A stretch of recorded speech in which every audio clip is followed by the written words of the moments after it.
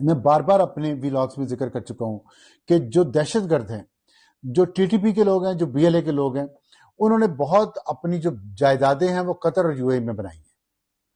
اور قطر اور یو اے میں اپنے ولاز ہیں ان کے، اور ان کے پاس ایک عظیم الشان گاڑیوں کے فلیٹس ہیں، اور ان کے پاس وہاں ایک عالی شان زندگی ہے، دبئی میں، یو اے میں، ابو دھابی میں، اور شارجہ میں، اور قطر میں۔ اور یہ دونوں ممالک وہ ہیں جو دہشت گرد پاکستان کے خلاف جو دہشت گردی کرتے ہیں، جو فوج پہ حملے ہو رہے ہیں، سیکورٹی فورسز پہ جو حملے ہو رہے ہیں، جو پاکستان کے سویلینز مارے جا رہے ہیں اس دہشت گردی کی جنگ میں، ان کی اکثریت جو لیڈرشپ کی ہے اور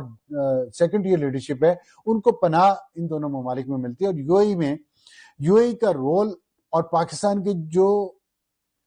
کرتا دھرتا ہے ان کو پتہ ہے کہ یو اے کا کتنا نیگیٹو رول ہے پاکستان کے بہت اہم پروجیکٹس کو سیبوٹاج کرنے میں، جس میں سی پیک ہے، جس میں گوادر پورٹ ہے،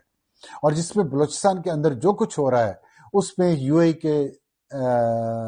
انٹرسٹ، نیگیٹو انٹرسٹ، وہ ڈھکے چھپے نہیں ہیں۔ اس پہ پاکستان کو نقصان ہوا، پاکستان بلیڈ ہو رہا ہے، انہیں کوئی پرواہ نہیں ہے۔ اور پھر اسی طرح یہ یو اے ظاہر ہے پیسہ بہت ہے اور وہ سنبھالا نہیں جا رہا، تو اب کیا کریں؟ انفلوئنس اپنا کریٹ کرنے کی کوشش کرتے ہیں۔ جتنے دنیا بھر کے دہشت گرد ہیں ان کو اکٹھا کرتا ہے، یا قطر رکھتا ہے طالبان کو، یو اے رکھتا ہے ٹی ٹی پی والوں کو، اور ٹی ٹی پی والوں کو بھی، اور پھر طالبان کو بھی، اور پھر بی ایل اے والوں کو بھی۔ اس کے علاوہ بہت سارے، اسی طرح یمن میں بھی انہوں نے دہشت گرد گروپس کو امداد دیتے ہیں، اسی طرح جس طرح سوڈان میں دیتے ہیں، اور جتنی وہاں پہ جینوسائیڈ ہو رہی ہے سوڈان میں، جس پہ پاکستان سیکورٹی کونسل میں پچھلے دنوں اس مسئلے کو اٹھایا بھی ہے، اس کے پیچھے بھی یو اے کا ہاتھ ہے، کیونکہ یو اے وہاں سے سونے کے جو ذخائر ہیں ان پہ قبضہ کیا ہے ان گروپس کے ذریعے، دہشت گرد گروپس کے ذریعے وہاں سے سونا نکال کے لا کے اپنی مارکیٹ میں بیچ رہا ہے۔ تو یہ ایک پیسے کا کھیل ہے، اور اس میں اسرائیل شامل ہے۔ اسرائیل کی موجیں لگی ہوئی ہیں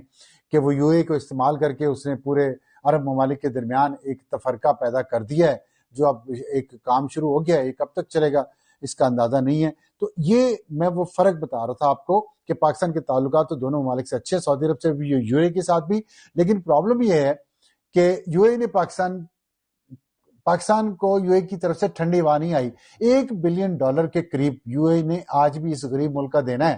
ہمیں سنا رہے ہیں نا بار بار کہ فوجی فرٹیلائزر کے وہ شیئر خرید رہے ہیں جو انہوں نے $1 بلین کا رول اوور